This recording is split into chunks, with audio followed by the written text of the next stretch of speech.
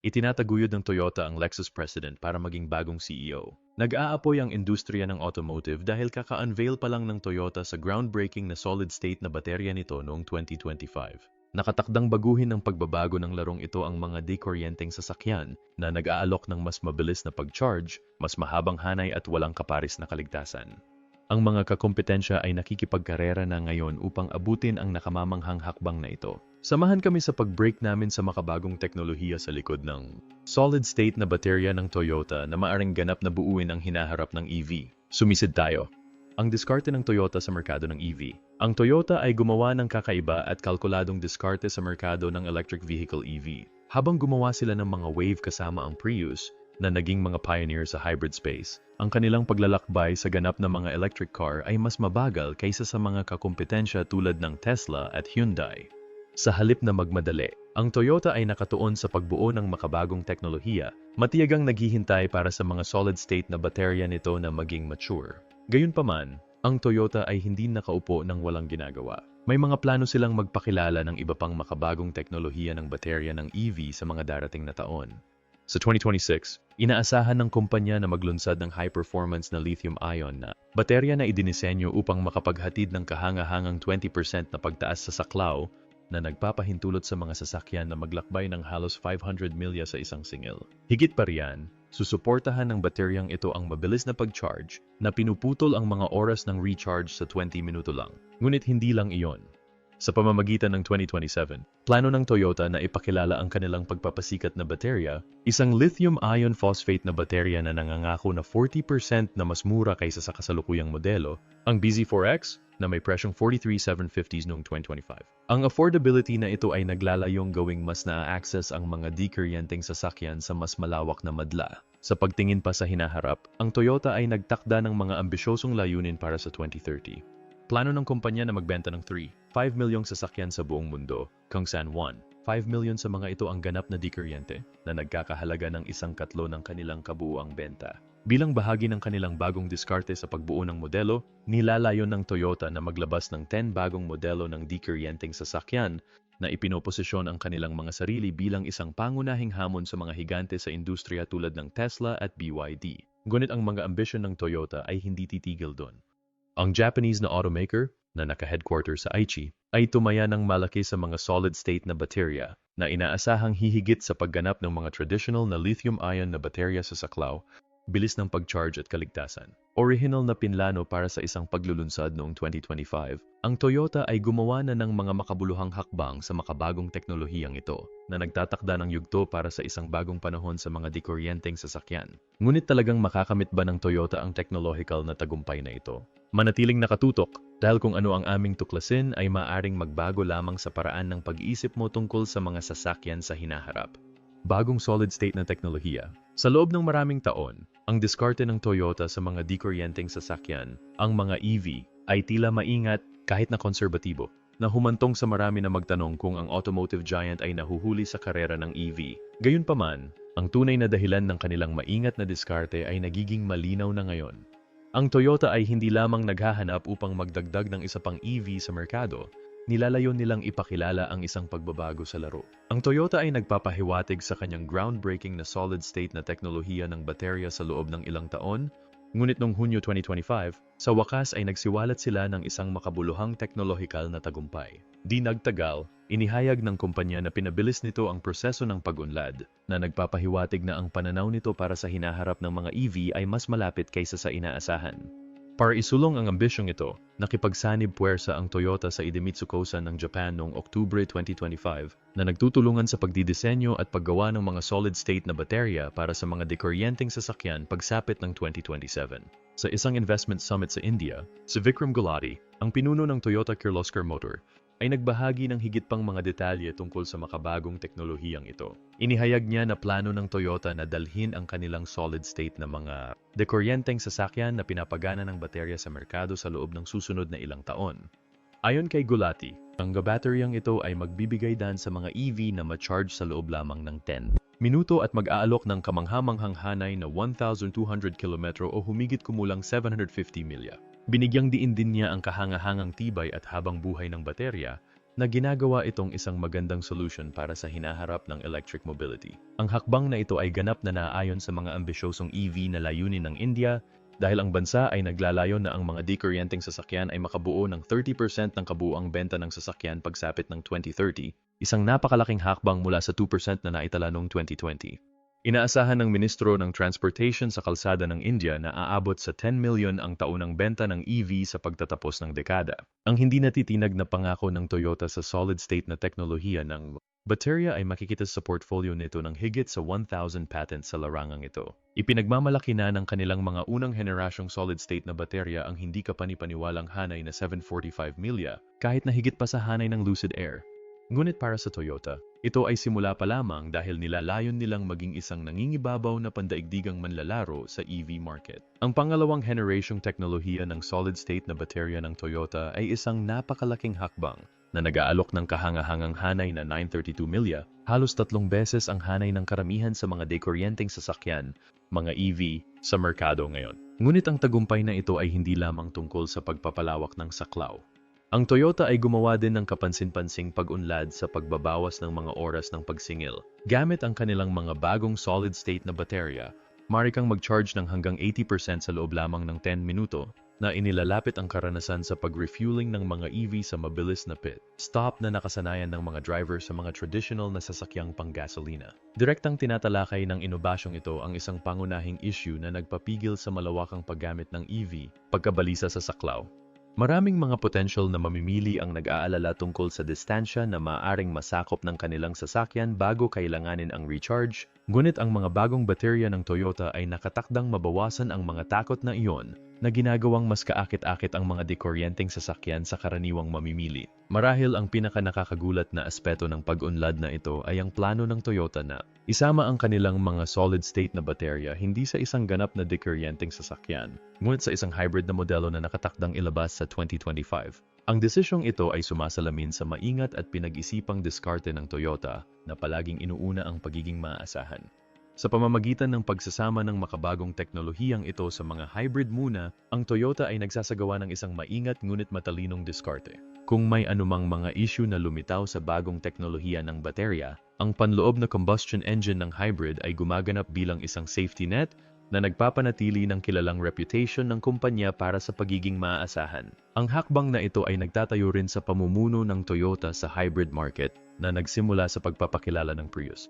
Bagamat hindi ang Toyota ang unang gumawa ng hybrid na sasakyan, mahalaga sila sa pagpapasikat nito na ginagawang magkasing kahulugan ang mga hybrid sa maasahan, eco-friendly na transportation. Ang sinasadyang bilis ng Toyota sa EV space ay hindi dapat ipagkamali bilang pag-atubili na mag-innovate. Ang kanilang masusing pagsubok at sunod-sunod na paglulunsad na pinatunayan ng kanilang pare-parehong nangungunang rango sa pagiging maaasahan ng mga source tulad ng Consumer Reports, ay nagpapakita ng isang kumpanyang nakatuon sa pagbibigay buhay sa solid-state na battery vision nito, simula sa mga hybrid at pamamahala ng mga hamon sa pamamaraang paraan. Kaya sa paglipat na ito, maaari bang ang Toyota ay talagang maging pangunahing hamon sa mga higante sa industriya tulad ng Tesla at BYD? Tuklasin natin kung ano ang maaring nasa abot tanaw. Toyota at Idemitsu Alliance. Kinikilala ng Toyota, isang pandaigdigang leader sa industriya ng automotive, ang kahalagahan ng pakikipagtulungan upang manatiling nangunguna sa karera para sa makabagong teknolohiya. Sa pagtugis na ito, nakipagsanib puwersa sila kay Idemitsu, isang pangunahing manlalaro sa industriya ng petrolyo ng Japan, upang lumikha ng isang bagay na revolusyonaryo. Nilalayo ng Toyota na pagsamahin ang kahangahangang portfolio nito ng mahigit 1,000 patent na nauugnay sa teknolohiya ng baterya na may kadalubhasaan ng Idemitsu. At ang partnership na ito ay hindi lamang tungkol sa pagtutulungan, ito ay tungkol sa pagbabago ng kinabukasan ng mga dekuryenteng sasakyan, mga EV. Sa pamamagitan ng pag-streamline ng kanilang mga pagsisikap, umaasa ang Toyota na bumuo ng isang matatag na supply chain na magbibigay daan para sa malakihang production ng mga solid-state na baterya. Ang dahilan kung bakit napakahalaga ng discarding ito ay ang desisyon na bawasan o alisin ang pangangailangan para sa paglahok ng third party. Nangangahulugan ito na magkakaroon ng higit na control ang Toyota at Idemitsu sa mga gastos, kalidad, at pagbabago. At ang Toyota ay hindi lamang ang gumagawa ng mga matapang na hakbang. Habang tumataas ang pressure na bawasan ang mga gastos sa production, maraming pangunahing manlalaro sa mundo ng automotive ang sumusunod sa katulad na landas. Ang mas solid-state na battery, na nag-aalok ng potential na baguhin ang mga dikuryenteng sasakyan ay nagdulot ng pakikipagtulungan sa pagitan ng mga higanteng automotive. Ang Ford at BMW ay nakipagtulungan sa Solid Power, ang Volkswagen ay nakipagsosyo sa QuantumScape, at ang Hyundai ay namuhunan sa Factorial Energy. Itinatampok ng mga alyansang ito ang isang pangunahing kalakaran. Ang paglikha ng mga bagong teknolohiya ng baterya tulad ng mga solid-state na baterya ay nangangailangan ng higit pa sa pagbabago. Nangangailangan ito ng pakikipagtulungan sa hindi pa nagagawang sukat. Bagamat hindi pa naihahatid ng Toyota ang solid-state na teknolohiya ng baterya nito, ang potential ay nagbabago ng laro para sa mga dikuryenteng sasakyan ng baterya, mga BEV. May ambisyosong plano ang Toyota na isama ang mga bateryang ito sa kanilang mga sasakyan sa bandang 2027 o 2028, na inaasahang magsisimula ang mass production pagkatapos ng 2030. Ayon sa Toyota Times, ang high-tech na innovation na ito ay bahagi ng pangmatagalang pananaw ng Toyota na naglalayong itulak ang mga hangganan ng industriya ng automotive sa susunod na dekada na patuloy na sumusulong patungo sa hinaharap ng mas malinis, mas mahusay na transportation. Mga issue sa mga sasakyang lithium-ion. Ang mga bateryang lithium-ion ay may mahalagang papel sa pagpapagana ng dikuryenteng sasakyan, ang EV revolution, ngunit ang mga ito ay may sariling hanay ng mga hamon. Ang mga bateryang ito ay umaasa sa isang likido o malagel na electrolyte upang ilipat ang mga nakacharge na particles sa pagitan ng mga electrodes na, bagamat epektibo para sa pag-charge ng mga EV, ay nagpapakilala ng mga seryosong alalahanin, lalo na sa mga tuntunin ng kaligtasan at mahabang buhay. Ang isa sa mga pinakamalaking problema sa mga likidong electrolyte ay ang kanilang pagkasunog, isang tampok na hindi mo gustong iugnay sa isang baterya. Kung ang isang lithium-ion na baterya ay nalantad sa tubig o kahit nababad, ang likidong electrolyte na binubuo ng mga lithium salt at mga organikong solvent ay maaring maging lubhang mapanganib. Kapag mga materials na ito ay nakipag-ugnayan sa oxygen, maaari silang mag-apoy na magdulot ng malaking panganib sa sunog. Ginagawa nitong hindi lamang mapanganib ang mga baterya ng lithium-ion ngunit hindi rin maaasahan sa ilang particular na kondisyon. Ang isa pang issue ay ang unti-unting pagkasira ng mga bateryang ito.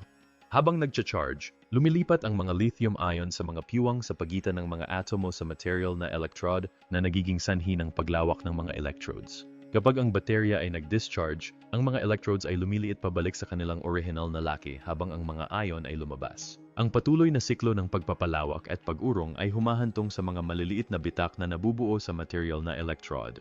Sa paglipas ng panahon, lumalaki ang mga microcrack na ito at nakompromiso ang kakayahan ng baterya na humawak ng charge. Ibig sabihin, kakailanganin ng mga user na palitan ang kanilang mga baterya ng mas madalas, isang mamahaling abala. Bilang karagdagan sa mga alalahanin sa kaligtasan at tibay, ang mga baterya ng lithium-ion ay may mas mababang density ng enerhiya kumpara sa mga mas bagong teknolohiya. Nangangahulugan ito na kailangan nilang maging mas malaki upang mag-imbak ng sapat na enerhiya na hindi lamang nakakabawas sa driving range ng mga EV ngunit tumatagal din ng maraming espasyo sa loob ng sasakyan. Itinatampok ng mga limitasyong ito ang pangangailangan para sa mas mahusay na mga solusyon sa baterya upang tunay na ma-unlock ang potential ng mga dikuryenteng sasakyan. Mga kalamangan ng mga solid-state na baterya sa mga lithium-ion na baterya. Nakatakdang baguhin ng mga solid-state na baterya ang industriya ng electric vehicle EV sa mga paraan na hindi magagawa ng mga lithium-ion na baterya. Hindi tulad ng mga lithium-ion na baterya na gumagamit ng likido o gel electrolyte, pinapalitan ito ng solid-state na mga baterya ng solid electrolyte at ang tila simpleng shift na ito ay may maraming pakinabang. Ang isa sa mga pinakakapansin-pansing benepisyo ay ang makabuluhang pagbawas sa mga panganib tulad ng pagtagas at sobrang pag-init na karaniwang mga issue sa mga likidong electrolyte. Ang solid na material ay nagbibigay ng mas higit na katatagan, napapabagal sa proseso ng pagkasira at nagbibigay daan sa paglikha ng mga baterya na makakapag-charge ng mga ito ng mas matagal. Ngunit ang tunay na game changer na may mga solid-state na baterya ay ang kanilang potensyal na kapansin-pansing mapataas ang density ng enerhiya. Ang paggamit ng solid electrolyte ay nagbubukas ng pinto para sa mga bagong high-performance na electrode na materials na maaring mag-imbak ng mas maraming enerhiya kumpara sa kanilang timbang at laki. Ano ang ibig sabihin nito para sa mga EV? Ang mga sasakyang pinapagana ng mga solid-state na baterya ay makakapaglakbay ng mas mahabang distansya sa isang singil na may karagdagang benepisyo ng mas maliit at mas magaan na mga pack ng baterya. Ang pagbawas ng laki na ito ay hindi lamang nagpapalaya ng mas maraming espasyo sa loob ng sasakyan, ngunit nagpapalakas din ng pangkalahatang kahusayan, na ginagawang mas mahusay ang pagganap ng sasakyan. Bilang karagdagan sa mga kapanapanabik na pagsulong na ito, ang mga solid-state na baterya ay nangangako ng mas mabilis na oras ng pag-charge. Ang solid electrolyte ay may superior na ionic conductivity na nagbibigay daan sa mga ion na gumalaw ng mas mabilis na nagsasalin sa mas mabilis na recharging. Para sa mga may-ari ng EV, nangangahulugan ito ng mas kaunting oras na ginugugol sa mga istasyon ng pagsingil at mas maraming oras sa kalsada. Gayun din, sa pamamagitan ng pag-alis ng malalaking bahagi tulad ng mga separator, nagiging mas magaan ang mga solid-state na baterya na higit na nagpapahusay sa performance ng sasakyan at kahusayan ng gasolina. Gamit ang pinagsamang mga benepisyo ng pinalawak na saklaw, pinababang timbang, mas mabilis na pag-charge at pinahusay na kaligtasan, ang mga solid-state na baterya ay humuhubog upang maging hinaharap ng electric mobility na nag-aalok ng mga solution sa mga limitation na kinakaharap ng kasalukuyang teknolohiya ng lithium-ion. Ang epekto ng kuryente at pagtaas ng mga baterya, binago ng pagkatuklas ng kuryente ang mundo sa mga paraan na halos hindi maisip ng mga tao noong panahong iyon. Nag-spark ito ng mga invention na ginawang mas ligtas, mas malusog, mas mahusay at mas kasiyasya ang buhay. Kabilang sa pinakamahahalagang innovation na sumunod sa pagtuklas na ito ay ang mga baterya, mga device na nagbibigay daan sa amin na mag-imbak ng kuryente at gamitin ito kapag kinakailangan. Binigyan kami ng mga baterya ng kakayahang paganahin ang lahat mula sa maliliit na gadget hanggang sa mga sasakyan, at ngayon ay sentro ang mga ito sa aming pang-araw-araw na buhay. Sa kasalukuyan, ang mga baterya ng lithium-ion ay nangingibabaw sa merkado.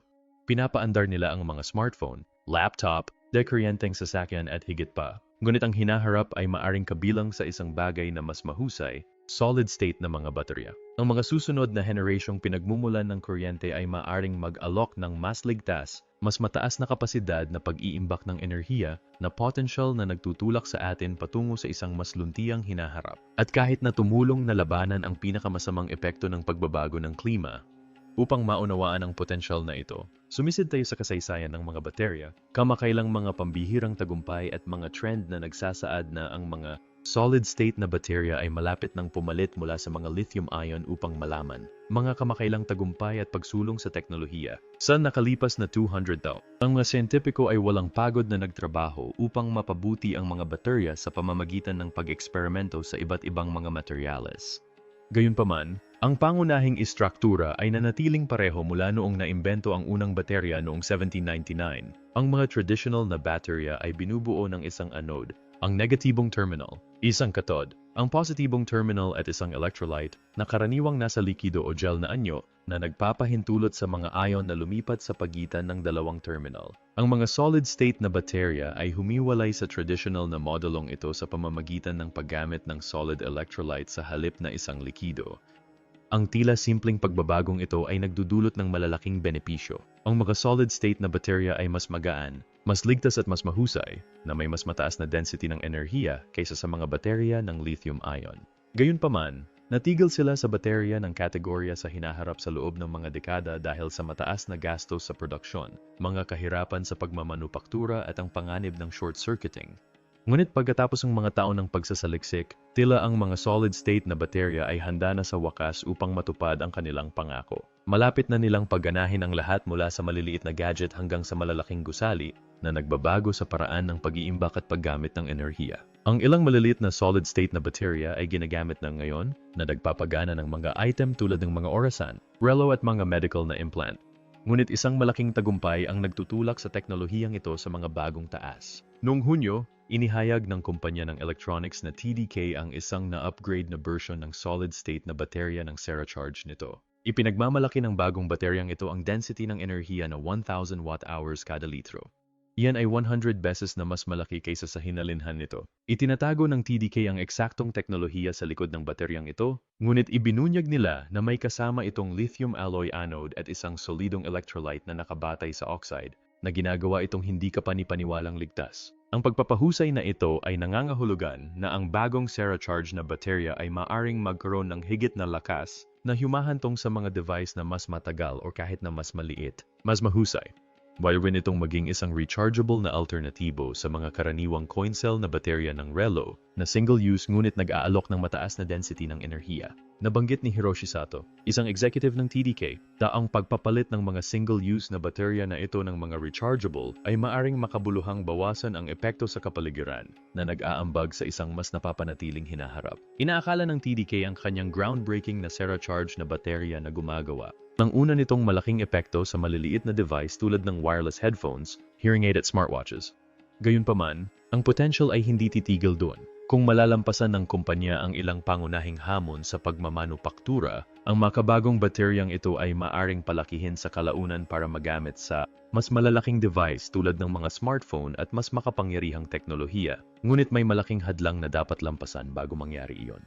Habang lumalaki ang laki ng baterya, nagiging mas mahirap ang pagpapanatili ng pare-parehong istrukturang may mataas na density na humahantong sa mga potential na depekto tulad ng mga bitak at pagbaluktot. Kinilala ni Hiroshi Sato mula sa TDK ang isyong ito at sinabing, ang aming focus ay unang bumuo ng karanasan at kadalubhasaan gamit ang mas maliliit na baterya. Mula doon, nilalayon naming tuklasin ang posibilidad ng pag-scale hanggang sa mas malalaking application. Ang pagtulak para sa mga solid-state na baterya sa mga dikuryenteng sasakyan. Sa kasalukuyan, karamihan sa mga dikuryenteng sasakyan, EV, ay umaasa sa mga baterya ng lithium-ion. Ang mga bateryang ito ay gumawa ng mga paglukso sa abot-kaya at kapangyarihan kumpara sa kung ano ang magagamit ilang dekada lamang ang nakalipas. Ngunit meron pa rin silang mga makabuluhang downside na nagpapabagal sa pag-ampon ng mga EV. Maraming tao ang nananatiling nag-aalangan na bumili ng kotse na tumatagal ng ilang oras upang ma-charge o maaring nahihirapan sa mahabang paglalakbay. Ang potential na panganib sa sunog na nauugnay sa mga baterya ng lithium-ion ay nagdaragdag ng isa pang layer ng pag-alala. Ang solid-state na baterya ay matagal nang nakikita bilang isang alternatibong pagbabago ng laro para sa mga EV na nag-aalok ng mas mataas na density ng enerhiya, mas mabilis na pag-charge at pinabuting kaligtasan. Gayunpaman, wala pa kaming nakikitang EV na nilagyan ng mga solid-state na baterya na nakapasok sa mass production. Yun ay maaring magbago sa lalong madaling panahon dahil ang mga pangunahing gumagawa ng sasakyan ay labis na namumuhunan sa maaasahang teknolohiyang ito. Ang Toyota, halimbawa, ay nag-anunsyo noong 2023 na malapit itong nakikipagtulungan sa Japanese energy giant Idemitsu Kosan upang gumawa ng mga solid-state na EV na baterya pagsapit ng 2027 hanggang 2028 na inaasahang susunod ang mass production pagkatapos nito. Sinabi ni Koji Sato, Presidente at CEO ng Toyota Motor Corporation, na ang Mercedes-Benz ay tumataya din sa mga solid-state na baterya sa paniniwalang halos doblehin nila ang driving range kumpara sa mga lithium-ion na baterya. Nilalayon ng kumpanya na magkaroon ng mga advanced na baterya sa mga sasakyan nito sa 2030. Upang gawing katotohanan ang pananaw na ito, nakipagtulungan ang Mercedes-Benz sa Prologium Technology noong 2022 upang bumuo ng mga solid-state na baterya na handa sa EV. Isang makabuluhang hakbang ang ginawa ng Prologium patungo sa layuning ito noong Enero 2025. Sa pamamagitan ng pagbubukas ng unang gigascale na solid-state na pabrika ng baterya sa mundo. Inaasahang magsisimula ang mass production sa 2027 na ang buong kapasidad ng pabrika ay nakatakdang gumawa ng sapat na baterya para sa 26,000 EV bawat taon. Ang tagapagtatag at CEO ng Prologium, si Vincent Yang, ay nagpahayag ng kanyang pananabik na nagsabing, ang hinaharap ng mga solid-state na baterya ay mukhang mas maliwanag kaysa dati at ang kanilang epekto ay maaaring muling hubugin hindi lamang ang industriya ng EV, ngunit ang buong tanawin ng imbakan ng enerhiya. Ang kumpanya ng baterya ng Volkswagen, PowerCo, ay gumawa ng isang makabuluhang hakbang pasulong sa pamamagitan ng pakikipagsosyo sa QuantumScape, isang developer ng advanced na teknolohiya ng baterya. Binibigyang daan ng deal na ito ang PowerCo na gamitin ang bahagyang solid-state na lithium metal na teknolohiya ng baterya ng QuantumScape na may potential na makagawa ng sapat na baterya para sa hanggang 1 milyong dikuryenteng sasakyan, mga EV, bawat taon. Ang nakakaintriga sa teknolohiyang ito ay ang makabagong disenyo nito. Pinagsasama nito ang isang solidong electrolyte sa isang bahagi ng isang ceramic separator na may isang likidong electrolyte sa kabilang panig. Ang natatanging structura ay nakakatulong na maiwasan ang isa sa mga pinakamalaking problema sa mga solid-state na baterya, mga dendrite.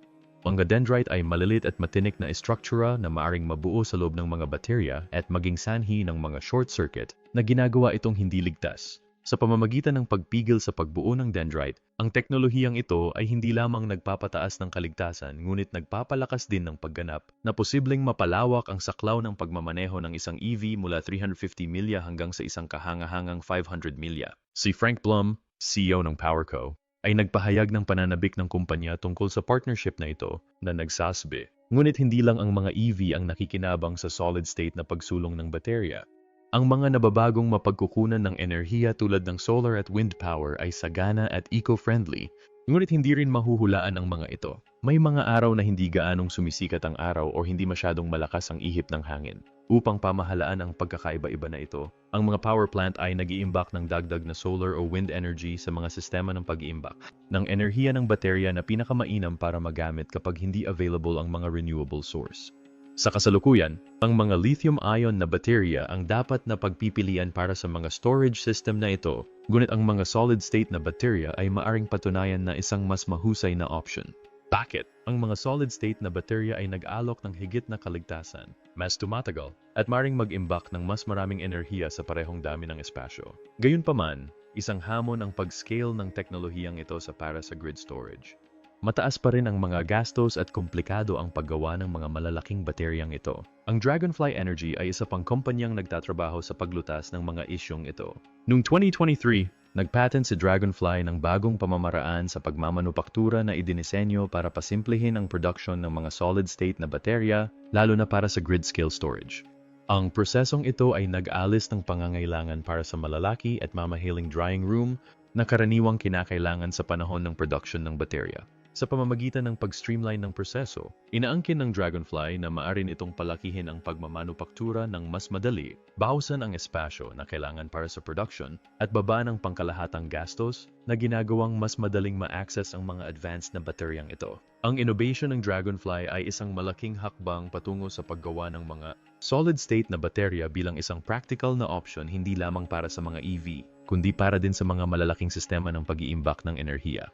Habang ang parehong mga kumpanya at mga mamimili ay patuloy na humihiling ng mas malinis, mas ligtas, at mas mahusay na mga solusyon sa enerhiya, ang solid-state na teknolohiya ay nagbibigay daan para sa isang hinaharap, kung saan ang mga pangangailangang ito ay natutugunan sa napakalaking sukat. Isang bagong panahon sa teknolohiya ng baterya, ang Ion Storage Solutions. Isang manufacturer ng baterya na nakabase sa Maryland ay gumawa ng malaking hakbang noong Abril 2025 sa pamamagitan ng pagbubukas ng bagong factory na nakatuon sa paggawa ng mga solid-state na cell ng baterya. Ang mga cutting-edge na baterya na ito ay magtatampok ng mga ceramic electrolyte at lithium metal anodes na idinisenyo upang paganahin ang lahat mula sa mga dekuryenteng sasakyan, EV, hanggang sa malalaking sistema ng imbakan ng grid.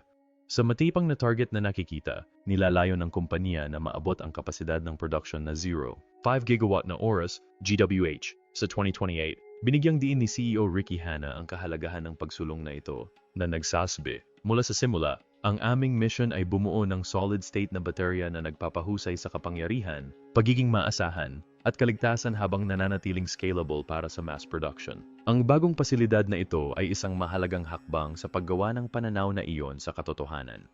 Ang planta, isa sa pinakamalaki sa uri nito, ay sumisimbolo sa isang mahalagang milestone sa pagdadala ng mga solid-state na baterya sa merkado. Bagamat maaring tumagal pa ng ilang taon bago natin makita ang mga EV na nilagyan ng mga solid-state na baterya na lumalabas sa linya ng pagpupulong, at mas matagal pa bago magsimulang suportahan ng mga bateryang ito ang malinis na grids ng enerhiya, merong isang hindi maikakaila na pakiramdam ng pag-unlad. Ang dating nakakulong sa mga laboratorio ng pananaliksik ay lumilipat na ngayon sa malakihang production.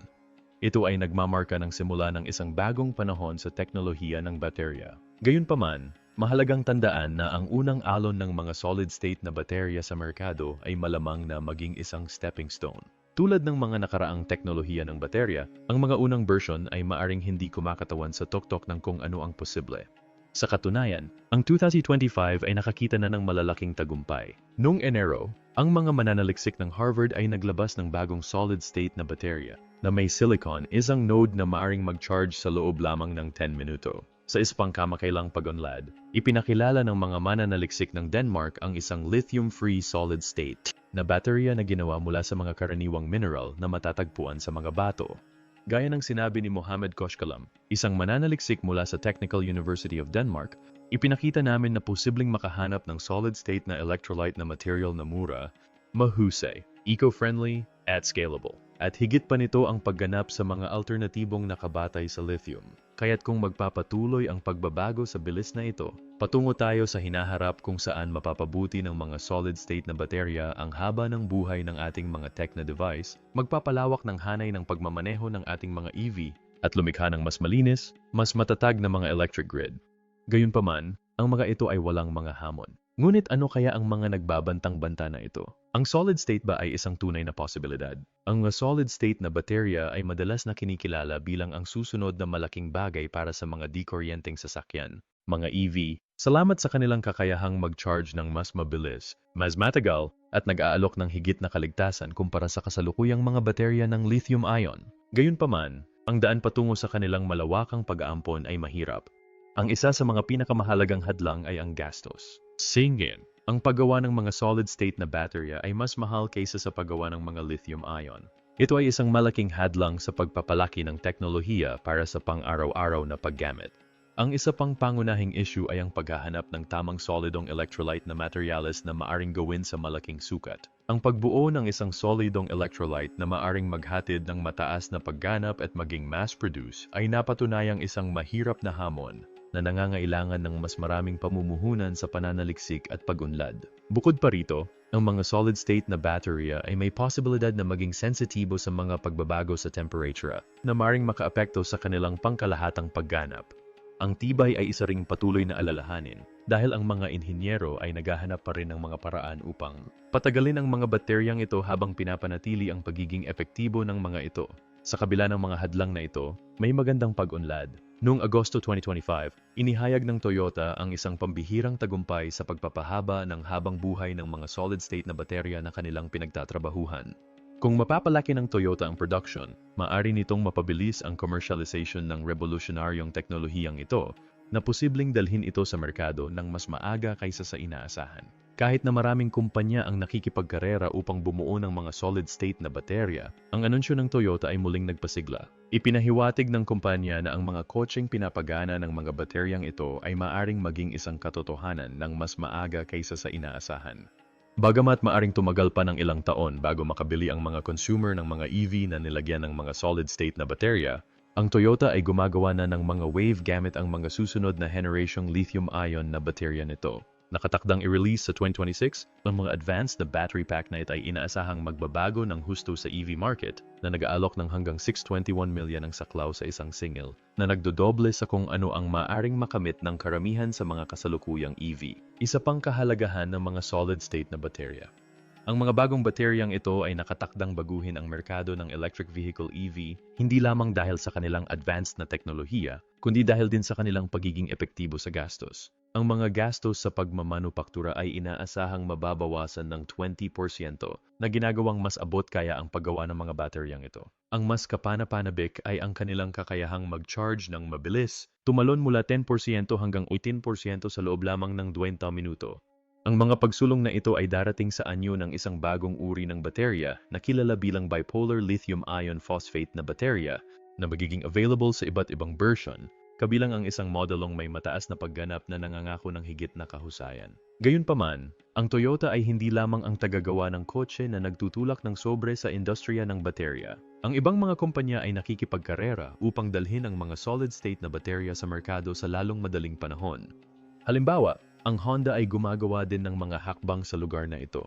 Noong 2022, ipinakilala ng Honda ang isang bagong polymer fabric na material na maaaring makabuluhang pahabain ang buhay ng mga solid-state na baterya. Gayunpaman, hindi gaanong transparent ang kumpanya tungkol sa iba pang mahahalagang detalye, gaya ng kung gaano kabilis mag-charge ang mga bateryang ito o kung ano ang magiging saklaw ng mga ito. Nilalayon ng Honda na ilunsad ang mga bateryang ito sa 28 na magiging isang makabuluhang hakbang sa kanilang paglalakbay patungo sa pag-aalok ng mas mahusay na mga solution sa EV. Samantala, ang Toyota ay gumawa ng isang mas agresibong diskarte na pinapataas ang mga pagsisikap nito sa EV market. Sa katunayan, ang Toyota ay nagtalaga kamakailan ng 1.3 billion upang palawakin ang kapasidad ng production nito sa isang planta sa Kentucky na binibigyang diin ang malakas na pagtutok nito sa merkado ng US. Ang hakbang na ito ay bahagi ng mas malaking 35 billion na pamumuhunan sa susunod na 5 taon sa mga dekuryenteng sasakyang may baterya, mga BEV. Ang malaking pamumuhunan na ito ay magpopondo sa paglikha ng isang bagong, electric 3-row SUV na particular na idinisenyo upang maakit ang Amerikanong mamimili. Bagamat ang Toyota ay hindi naging kasing tapang ng ilan sa mga kakompetensya nito sa karera ng EV, patuloy nitong inilatag ang batayan upang makabuluhang taasan ang mga target na benta nito sa EV. Noong 2023, naibenta ng Toyota ang 104,018 na dikuryenteng sasakyan sa buong mundo, isang napakalaking pagtaas mula sa 24,466 na mga unit na naibenta noong 2022. Ang pag-akyat na ito sa mga benta ay nagpapakita ng lumalagong presensya ng Toyota sa merkado ng electric vehicle. Ang mga ambisyon ng kumpanya ay hindi titigil doon. Nagtakda ang Toyota ng matataas na layunin para sa hinaharap na may pananaw na magbenta ng 5 milyong dekuryenteng sasakyan taon-taon sa 2026 at doblehin ang bilang na iyon sa 2030. Ang mga ambisyosong planong ito ay nagpapakita ng determination ng Toyota na patibayin ang lugar nito sa industriya ng EV. Lahat ng bagay na isinasaalang-alang. Ang diskarte ng Toyota para sa kinabukasan ng mga dekuryenteng sasakyan ay walang kulang sa visionary. Kung matagumpay na naihatid ng Toyota ang mga solid-state na baterya sa merkado, maaari itong maging dominanteng manlalaro sa sektor ng electric vehicle sa pagtatapos ng dekada na ito. Bukas na ang karera, at ipinoposisyon ng Toyota ang sarili upang manguna sa singil sa isang bagong panahon ng dekuryenteng transportation. Ang pinakabagong tagumpay ng Toyota sa mga solid-state na baterya ay isang game-changer para sa mga dekuryenteng sasakyan. Ano ang iyong mga salubin sa pagbabagong ito? Ibahagi ang iyong mga opinion sa mga komento sa ibaba.